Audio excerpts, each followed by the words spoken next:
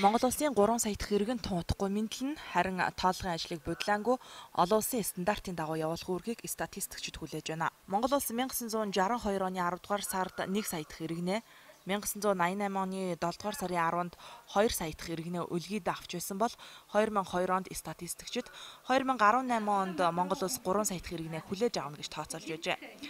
Түүний дараа 2010 онд хийгдсэн хүн ам орон сууцны тоолгын дараа 2015 он эсвэл 2016 оны ихээр Монгол улс 3 саяулаа болно гэж багцаалж байсан бол 2012 онд төрөлт огцом нэмэгдэж тэр жил 73 мянган хүүхэд шинээр мэндэлж түүний дараа буюу 2013 онд 79780 хүүхэд энэ жилийн эхний 10 сарын байдлаар 68764 хүүхэд мэндэлсэн байгаа нь өмнөх оюун үеийнхээс 2100 гаруй төрөлтөөр илүү явж байна. 10 дугаар сарын байдлаар Монгол улсын хүн амын тоо 2 сая 985 мянгад хүрчээ.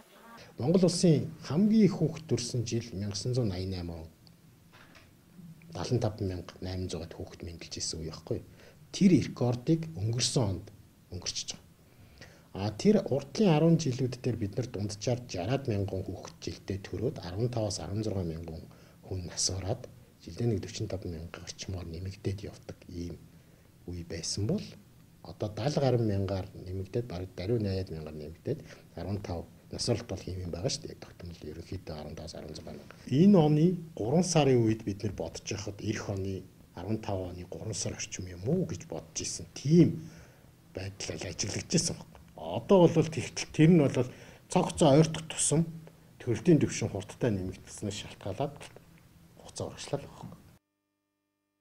Монгол улсын хүн амтан удахгүй 3 саяд хүрэх нь харин энэ тооллого тооцооллыг хийх статистикчид энэ ажилд мэргэжлийн ёс зүйгээ баримталж өндөр үүрэгтэй оролцож байгааг онцлох хэрэгтэй. 3 сая дахь иргэнэ хизээ хаана мэндэлснийг үнэн зөв тооцоолох мэдээлэх үүрэг зөвхөн тэдэнд бий. Тэд нийслэлийн 1 сая дахь иргэнийг 2007 оны 4-р сарын 11-нд ухтаж авч байсан шигэ Монгол улсын 3 сая дахь иргэнийг бодлонгүйгээр тодруулж чадна гэдэгтээ итгэл төгс байна. Үндэсний статистикийн хороо бол олон улсын түвшинд Монгол улсын аль биесний статистик мэдээллийг үнэн зөв бодтой байх гаргахыг хүлээсэн үүрэгтэй. Тэгээд тэр үүргээрээ бид нар олон улсын нийтлэг арга аргачлалаар хийн. Түүнээс биш Монгол улсын аргачлал гэж бас гаргаж ирж болохгүй. Мэргэжлийн этик ёс зүйгээ барина. Тангараг өргөсөн эмч гэдэгтэй яг адилхан. Мэргэжлийн этик гэж байгаа юм л да. Статистикчдын этик бол ерөнхийдөө тоо мэдээллийг аливаа нэг нөлөөлөлд орж засдаггүй гэдэг. Бидний хувьд бол тийх ямар ч шаардлага байдаг. Тэргээрээ бол бидний онцлог. Өнөө өглөөнөөс эхлэн олон нийтийн дунд Монгол улсын 3 сая дахь иргэн мэндэлсэн талаар амбулаацалдан ярьж эхэлсэн нь худал цуурхал болох нь нотлогдлоо. Твиттер хуудаснаа дагагчдаа нэмэхийн тулд мэдэхгүй асуудлаар цуурх нь ёс зүйн хэрэг гэж статистикчид шүүмжилж байна.